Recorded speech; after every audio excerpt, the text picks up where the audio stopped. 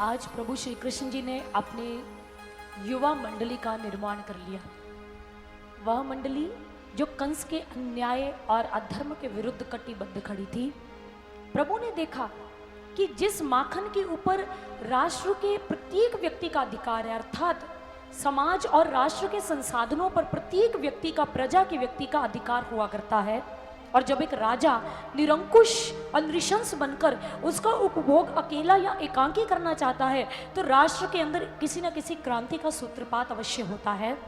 और प्रभु ने सुना और समझा कि भाई यह युवा माखन के अभाव में स्वास्थ्य इनका हीन हो जाएगा, और अगर स्वास्थ्य में गिरावट आ गई तो हमारा भारत राष्ट्र कहाँ बढ़ पाएगा, क्योंकि राष्ट्र के अंदर जो भी असंभव कार्य होते हैं, जो भी भयंकर विभीषिकाओं के रूप में व्याधियां आती हैं, उन व्याधियों को युवा ही ठीक कर पाते हैं और उन पर लगाम लगा पाते हैं। क्योंकि श्री कृष्ण जानते थे कि युवा एक ऐसी शक्ति का नाम है, एक ऐसी वेगवान तरंग है सरिता की, जिसमें अजस्र शक्ति का स्रोत इठलाता है, वो ठाठे मारता है, बशर्ते उस शक्ति का सही दिशा में प्रयोग किया जाए तो। क्योंकि भगवत प्रेमी, आप अपने इतिहास के गलियारों में झांक कर देखें, 1857 का प्रथम स्वतंत्रता संग्राम जो हमारे देश में हुआ, उस संग्राम के जितने भी अभियुक्त थे वो युवा ही थे। झांसी की रानी लक्ष्मीबाई, तांत्या टोपे, मंगल पांडे, युवा थे वो सभी लोग। अगर आप बात करें खुदीराम बोस जी की, जो कि 18 वर्ष के एक बालक थे, और कहते हैं उस समय 11 अगस्त 1908 की बात है, उस समय किंग्सफोर्ड नाम का एक मैजिस्ट्रेट था मुजफ्फरनगर के अंदर। उसके पास, उसकी अदालत में जितने भी वीर युवक सेनानी भारत के आते, वो उनको झटपट फांसी की सजा सुना देता। खुदीराम बोस को बहुत क्रोध आया। उन्होंने कहा, ये कौन होता है मां भारती के वीर सपूतों को फांसी के तख्ते तक पर ले जाने वाला, इसको खत्म करना होगा। लेकिन वो उस किंग्सफोर्ड को मारने में असफल रहे। खुदीराम बोस पकड़े गए। जानते हैं जब पकड़े गए उनकी आयु कितनी थी? मात्र 18 वर्ष के थे वो, मात्र 18 वर्ष के नौजवान नवयुवक।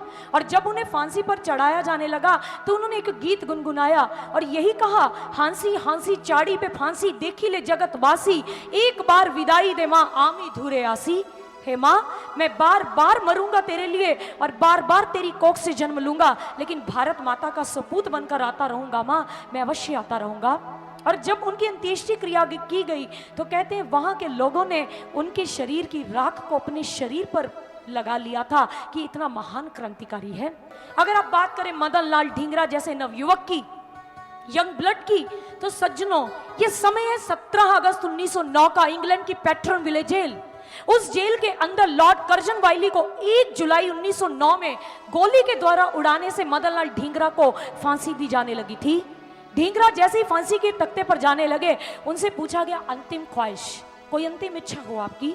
तो ढींगरा ने कहा, मुझे शीशा कंघा ला कर दीजिए, कंघी और शीशा दीजिए। जेलर ने कहा, कैसी बातें करती हो मूर्खता से पूर्ण, मरने जा रहे हो, किसी विवाह में नहीं जा रहे।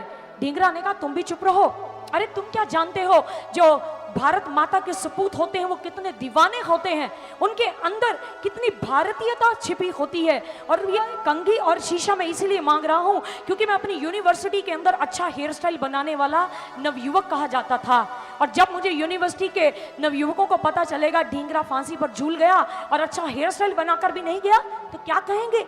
अरे मैं डर नहीं रहा, मैं तो अपनी माँ से मिलने जा रहा हूँ और मुझे अपनी इस शहादत पर गर्व है, मुझे गर्व है भारतीय होने पर, और अपनी इस शहादत पर मुझे गर्व है। मैं बारंबार माँ भारती के लिए शहीद होऊंगा और बारंबार इसके लिए जन्म धारण करूंगा।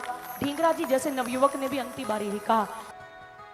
स्वामी रामतीर्थ जी इंग्लैंड में वेदांत का प्रचार कर रहे थे तो किसी ने कहा, वाह स्वामी जी अंग्रेजियत के रंग में रंग गए। स्वामी रामतीर्थ जी ने कहा, तुम्हें किसने कहा?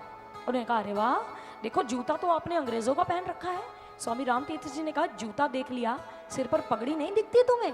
अरे सिर पर पगड़ी देखो, अरे अंग्रेजों को मैंने अपने पाँव की नोक पर रखा है और पहला नंबर मैंने अपने भारत देश को दे रखा है, भारत की पगड़ी मेरे सिर पर लहला रही है। ऐसे नौजवान जो क्रांतिकारी भी थे और धर्म अध्यात्म से शिक्षा दीक्षा भी प्राप्त किया करते थे सज्जनों, वो लोग जो हमारे देश के लिए शहीद हुए वो युवा ही थे। और उन युवाओं की शहादत से हम बहुत कुछ सीख सकते हैं, विशेषकर आज का युवा वर्ग।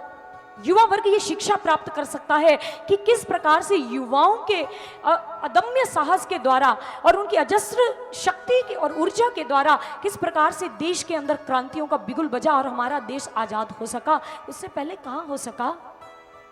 और हम ये शिक्षा लें, हमारे अंदर जो शक्ति है हम उस शक्ति का सही प्रयोग कर सके, क्योंकि युवक होना या यौवनावस्था को प्राप्त करना कोई बहुत बड़ी बात नहीं है। और ये बात भी नहीं है कि अगर आप युवक हैं या युवती हैं अर्थात यौवनावस्था के अंदर हैं तो अभी आप छोटे हैं, कुछ नहीं कर सकते देश के लिए, ऐसा नहीं है सज्जनों। यौवन इस बात पर आधारित नहीं होता आप कितने छोटे हैं, इस बात पर आधारित होता है आप में विकास करने की कितनी संभावनाएं हैं, आपके अंदर लगन कितनी है अपनी सुषुप्त शक्तियों को जागृत करने की। और जब अंदर की शक्तियां ब्रह्म ज्ञान की दीक्षा से जागृत होती हैं, चैनलाइज होती है, वो पोटेंशियल, उसको एक दिशा मिलती है, तो फिर वो शक्ति बाहर उभर कर आती है और उसका सदुपयोग होता है।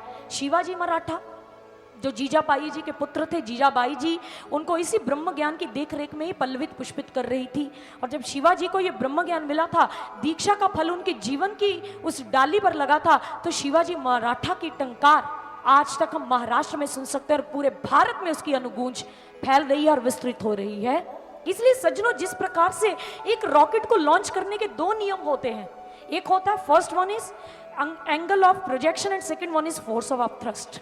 उसके ऊपर, उसके भीतर ऊपर उठने की कितनी ऊर्जा, कितनी शक्ति, वो धरती को कितनी शक्ति से ऊपर जाने में इस्तेमाल करता है, कैसे छोड़ सकता है। और दूसरा उसकी दिशा क्या, उसको किस दिशा में भेजे, उसकी शक्ति को कहां लगाए।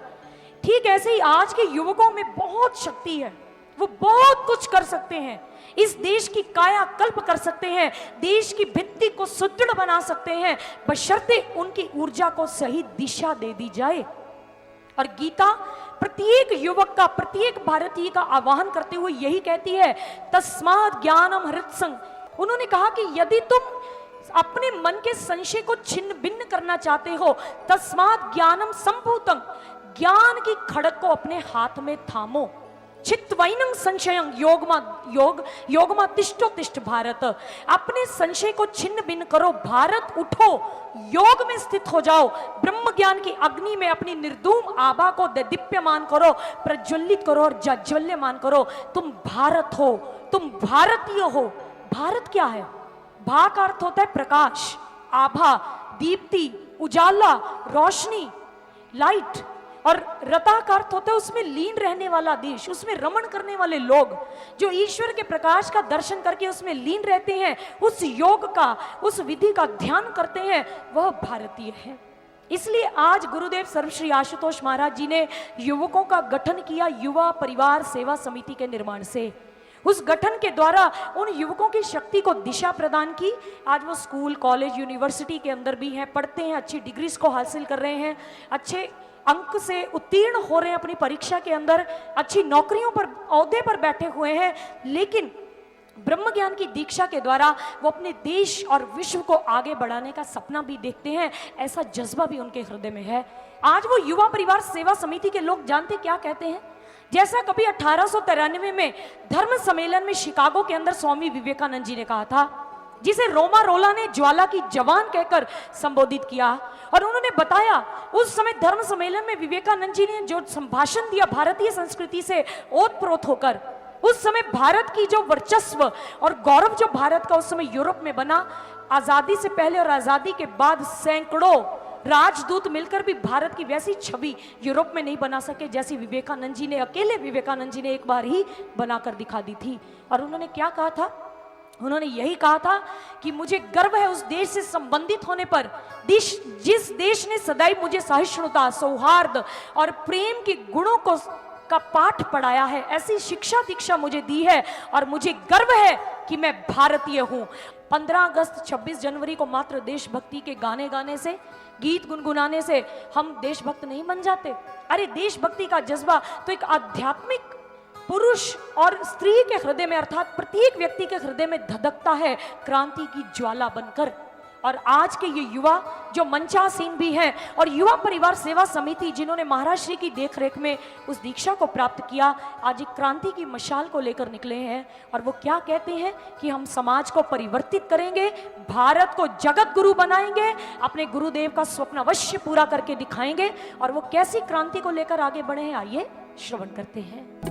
क्रांति की मशालें निकले हैं अब युवा हम, ये क्रांति की मशालें निकले हैं अब युवा हम, जज्बा लिए ये दिल में बदले जहान को हम, ये क्रांति की मशालें निकले हैं अब युवा हम, ये क्रांति की मशालें निकले हैं अब युवा हम, जज्बा लिए ये दिल में बदले जहान को हम, ये क्रांति की मशालें निकले हैं अब युवा हम, ये क्रांति की मशालें निकले हैं अब युवा हम।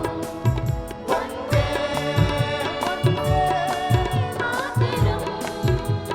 वंदे मातरम, वंदे मातरम, वंदे मातरम।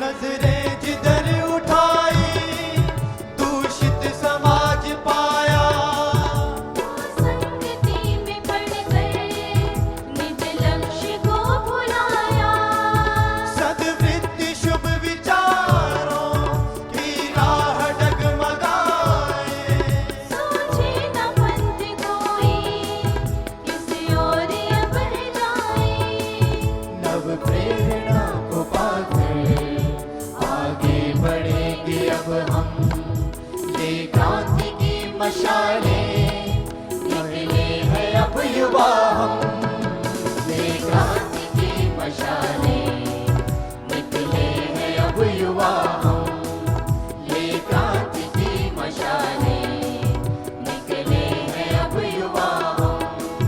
वंदे वंदे मातरम, वंदे मातरम, वंदे मातरम, वंदे मातरम।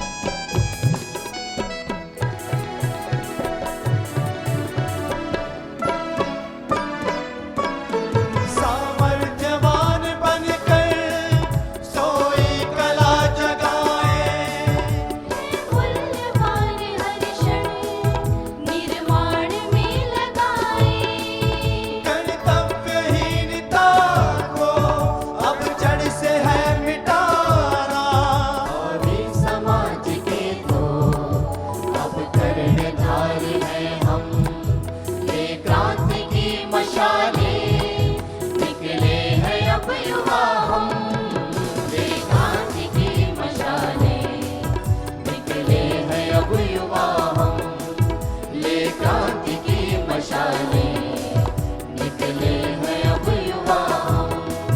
वंदे वंदे मातरम, वंदे मातरम, वंदे मातरम, वंदे मातरम, सुजला सुफला मलयज शीतला, सुजलां सुफलां मलयज शीतला, शस्य श्यामला मातरम, मातरम, मातरम। गीता प्रत्येक नवयुवक का आह्वान करते हुए यही कहती है, तस्माद् ज्ञान संभूतं हृत्संज्ञानासिनात्मना चित्वैनं संशयं योगमातिष्ठोतिष्ठ भारत। अर्थात प्रत्येक युवक का आह्वान है, ब्रह्म ज्ञान के प्रखर प्रकाश में अपने आप को स्थित करें और अपने देश के अंदर जो व्याधियां हैं उनके उन्मूलन हेतु हम आगे बढ़ें।